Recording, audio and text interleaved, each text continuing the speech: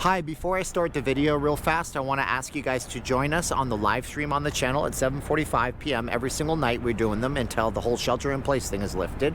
7:45 p.m. It's a real fun time. Lots of people come in. I have great moderators, and the best people on YouTube are the people that are cool enough to join the live streams and watch the videos. So that's you. So right now, on to the video, but I'll see you at 7:45 p.m.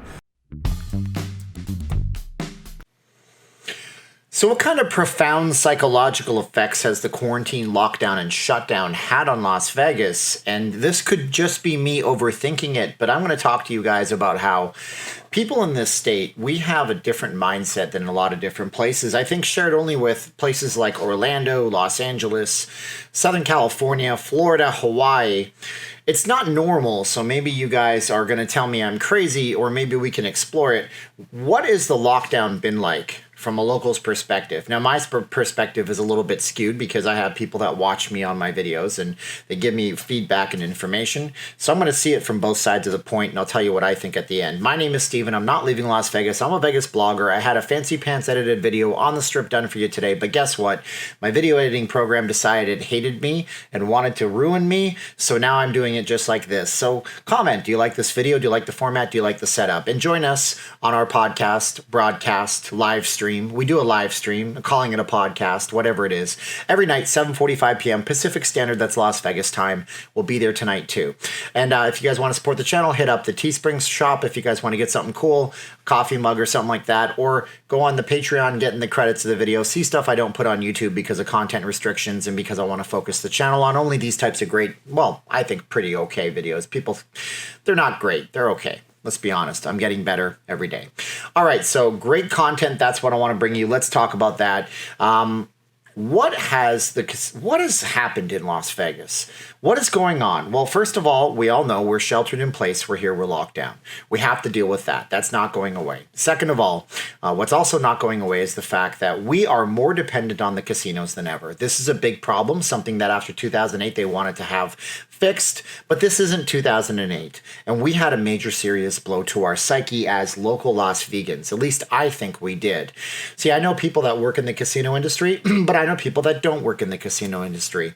Somebody commented on one of my Facebook posts on, or in my Facebook group, Not Leaving Las Vegas. We have a group you can join. I hope to see you there. They said it must suck to live in a town that only has casinos. And to my reply was something to the effect of, yeah, well, you don't know anything about Vegas, but it should have been more or less like, that must suck. Show me that city. Because no city is like that. But one thing became very evident after the lockdown and the quarantine happened here. We have a psychological affinity and connection to those casinos, those big buildings, those big corporations, all those things. And it's kind of like this. And I said this once in another video that I did. It was a live stream, and I said it in the documentary I'm putting on this weekend. It'll be on Patreon for a day first, then on the regular YouTube channel. I said that imagine you were a little boy or a little girl, and you walk into the person who's been raising you. It could be your father, it could be your mother.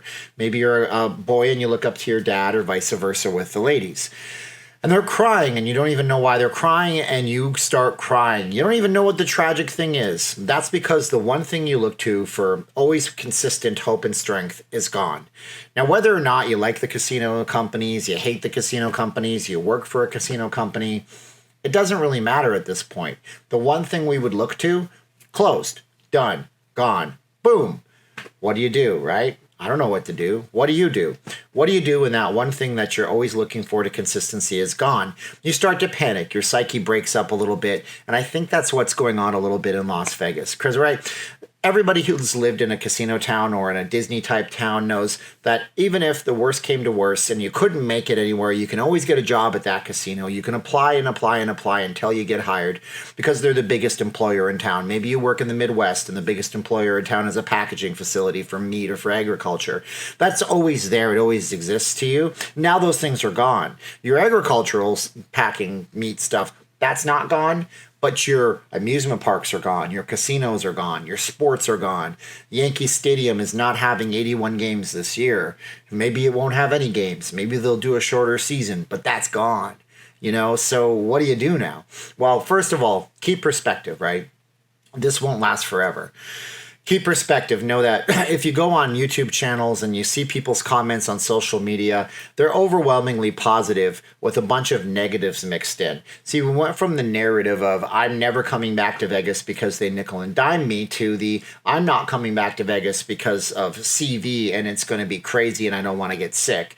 But the truth is we're not going to live our life like this forever. So the effect that people have watching the local news here, watching the media, being super worried about what's going on, it just gets amplified because the media is there to sell ad space, whether it's traditional media with TV ads or it's online media with clicks and with little nag screens that says subscribe to us $1 a month. It's stop it. I'm not going to subscribe to your article that I can get for free elsewhere. Okay, I'm just going to go incognito mode.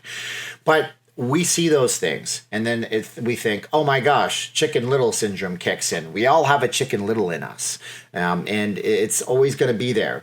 And it's amplified and magnified when the things that we look to deliver us information deliver us nothing but bad information. So you're a local, you live in Las Vegas, the sky is falling around you, but you don't know that there's a lot of things going on, people that want to come back here. Now, at this point in my video, some people are saying, that's preposterous. Opening the casinos is a terrible idea. Some people are saying, I can't wait to come back. I'm ramping up. I already have my suitcase packed and I have my comps and I'm just waiting for them to let me book a room. Some people are saying, I'm not coming back for 18 months until they have some kind of vaccine. Other people are saying, I'm going to come back, wear one of the face masks that stevenj sells. You can email me in the description below if you're interested. And I'm going to wear protection and be a reasonable person because I know that this is not something that can disrupt my life. Some people are saying, I have to let it disrupt my life because I have medical conditions. I understand the spectrum is all over, but my point is that the locals are looking at all this from the lens of the casinos aren't here anymore. What do we do? And it's not like we live in a town that just supports casino workers. Yeah, 40% of the people here are directly or indirectly employed in some way, shape, or form to the casinos. But that leaves a whole other broad 60%. If you were going out to a once-in-a-lifetime opportunity and the weather forecast said there's a 60% chance of sun or a 40% chance of rain, and they said there's a 40% chance of rain, you might not be too confident about it, but if they said there's a 60% chance of sun, you might be confident in going and doing your event. So 60% of people don't work in the casino industry. These are the small businesses that really power any economy. These are the bakers, the newspaper people that deliver the newspapers and the magazines to the racks, the people that stock the shelves from Coca-Cola and Pepsi and distributorships. These are the vape shops. These are the local places that do food for you. These are the shops that do your auto repair. These are the places that do print jobs for you. All these places matter a whole bunch, and those are the places that are affected right now. And as they say, unemployment is ridiculous, off the roof. And the other day, through the roof, somebody pointed out, rightly so, that my numbers were way wrong. If we had 300,000 people unemployed in the state of Nevada, and we have 3 million people in the state of Nevada, not all those people work. So maybe we do have a 30 or 35% unemployment rate. But that's for a short period of time. I was talking to my wife about this the other day. I said, as soon as any of these restaurants can open up, even with social distancing, just the ability for people to go into a restaurant and sit down and eat a meal on a clean table, socially distanced from people, will employ a lot of people. The minute somebody can walk into a bar and drink a drink at a bar and watch a sporting event, you're going to employ a lot of people. The minute that they're allowed to open up the Best Buy and they can actually have more people going through the door and people feel like they're back to normalcy, the unemployment rate's going to drop exponentially quick. And that's going to happen all over the world. And Vegas's comeback is going to be done in waves, and it's going to be done inches at a time. We're not looking to get 10 yards on a play, although that's the idea in football. Sometimes you get 1 or 2 yards, and sometimes you lose some yardage. I hope in this case, losing yardage doesn't mean that people are getting sick. But I think if they do it properly and the mindset becomes, well, 35 became 27% unemployment, then it became 20, now it's 15.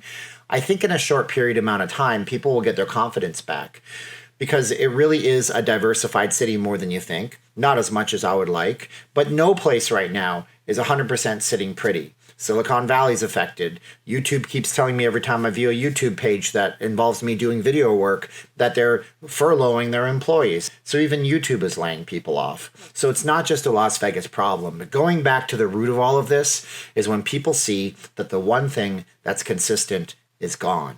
It's gone. It's not there anymore. The casinos are closed. Okay? They have people in them, But the news makes it sound, and the media makes it sound like there's nobody in a building, like it's empty, like you can go in there and you'll hear crickets.